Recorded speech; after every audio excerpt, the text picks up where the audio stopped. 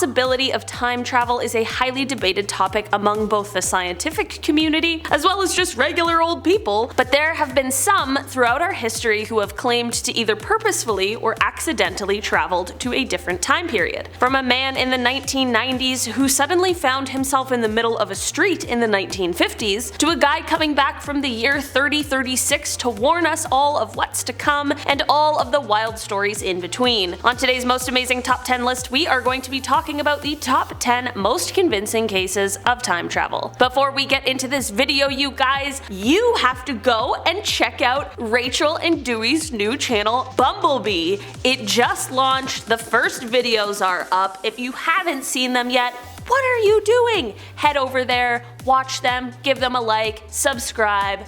You won't regret it. Let's get into our list. Starting off in our number 10 spot, we have the Moberly Jourdain incident. This is one of the most famous cases of possible time travel, but it also might just be a ghost story? I don't know. I'm not here to tell you what to think, so I'll just tell you the story and let you decide for yourself. In 1901, two professors from St. Hugh's College in Oxford, England, went to take a little visit to the Palace of Versailles, which, if you didn't know, was the French royal home until the monarchy was abolished in 1792. That means that this was once the home of Marie Antoinette, and she was one of the last royals to live there before she was executed in 1793. So, on this visit in 1901 by these two professors, they're just walking around, seeing the sights, enjoying their time. As they're checking out the private retreat built for Marie Antoinette by her husband Louis XVI, boom! Out of nowhere, these two just see the Marie Antoinette sitting there, sketching away, dressed in 1780s attire. But not only her, there were a bunch of people also dressed in this same sort of way who seemingly just appeared out of nowhere. Just as quickly as they appeared, however, once the tour guide approached the two professors, all of the people vanished. The pair ended up writing a book about their experience, which was quite successful because of how grounded it seemed. Did they travel through time? Did they see ghosts? Or is this all just made up? In our number 9 spot today, we have the Bookstore. In 1996, a man and his wife were out in Liverpool doing a bit of shopping. The man's wife went into a bookstore, and instead of accompanying her there, he wandered off down the street in search of a CD store. As he strolled down the street, he began to notice everything getting quiet. After this, he noticed a van that looked like it was from the 1950s that honked and swerved around him. At this moment, he realized that he was somehow standing in the middle of the street and that everyone around him was dressed in 50s styled clothing. Like anyone would be in this situation, he was super confused, and he went to head back to the bookstore where he had left his wife, but when he turned around, the bookstore didn't even exist anymore. Where the bookstore was a minute ago was now a women's clothing store, and as soon as he did, it turned back into the bookshop he had initially left his wife in. He was back in 1996 and could not figure out what the heck had just happened to him. After this whole ordeal, he also learned that the clothing store he had seen and gone into hadn't existed since the 1950s either. Whether this is a real time travel story or there's some sort of other explanation behind it, that poor man was probably absolutely terrified. In our number 8 spot today, we have Hutton and Brandt. In 1932, journalist J. Bernard Hutton and photographer Joachim Brandt were sent by the German newspaper to the Hamburg shipyard in order to do a story. Everything was going fine and well and normal and honestly kind of uneventful until things took a large, crazy turn. Both Hutton and Brandt realized that they were caught in an air raid and had bombs raining down around them. Brandt, like the dedicated photographer he was, snapped a few photos, but the pair quickly evacuated the area to get to safety. When they returned to central Hamburg, all shaken up, no one believed their story at all. They got the photos developed in order to show their proof, but to their surprise, the photos showed no such thing that would suggest the story they were telling. With no evidence and no one around who would believe them, the pair had no choice but to just go on living their lives. 11 years later, however, Hutton was living in London and he opened up the newspaper one day to see what he never expected. The newspaper that day detailed the story of Operation Gomorrah, which was an air raid on Hamburg, and the photos in the paper looked exactly like what he had experienced 11 years earlier. Did these two somehow end up getting teleported to a time 11 years later while they were out doing that story that day? I truly don't know what other kinds of explanations there could be.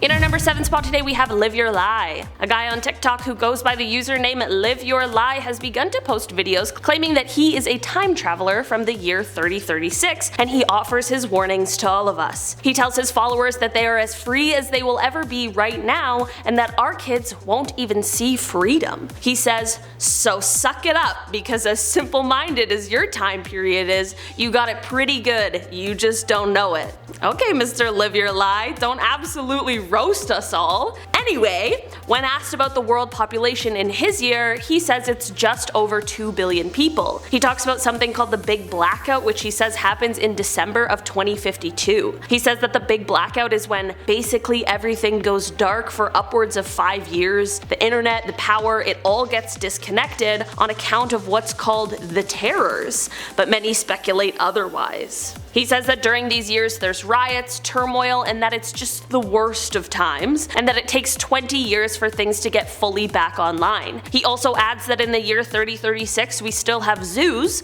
but all of the largest animals are gone, so the zoos then actually just consist of animals like dogs and cats. I'm honestly not sure what to make of this one. Like, if he really is a time traveler, I appreciate the heads up on what's to come, but couldn't he have also said like one nice thing about the future? Also, if time travel exists in 3036, why doesn't everyone just head back in time to when things were good? I don't know, maybe there's some sort of reason, or maybe he's lying.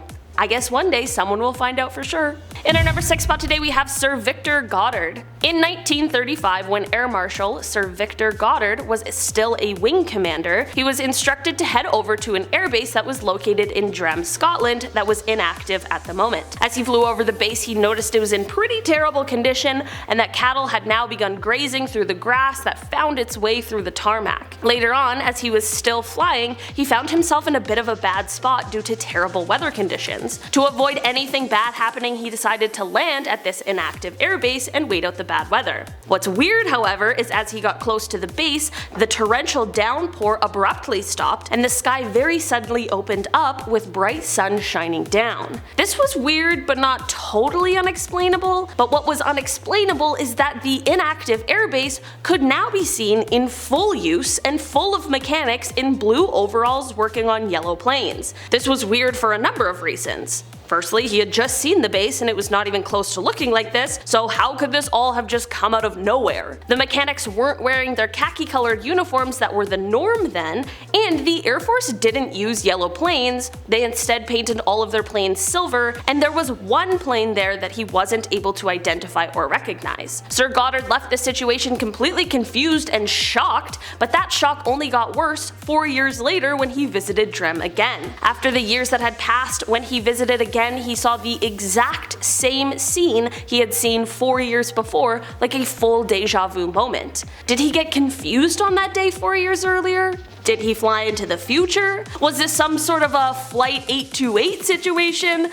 Unfortunately, there's a good chance we may never know for sure what really happened. In our number 5 spot today we have TimeTravel_0. Okay, so this is one that at the time was both one of the most famous and one of the most believed cases around. In the year 2000, an online thread began about time travel paradoxes on a forum for the Time Travel Institute. On the thread, a user commented on how a time machine could theoretically be made, and this prompted the response of a user whose screen name was TimeTravel_0, and they said, "Wow, Paul is right on the money. I was just about to give up hope on anyone knowing who Tipler or Kerr was on this word line. By the way, number 2 is the correct answer, and the basics for time travel start at CERN in about a year and end in 2034 with the first time machines built by GE. Too bad we can't post pictures, or I'd show it to you." Okay, so this is obviously insinuating that whoever the heck TimeTravel_0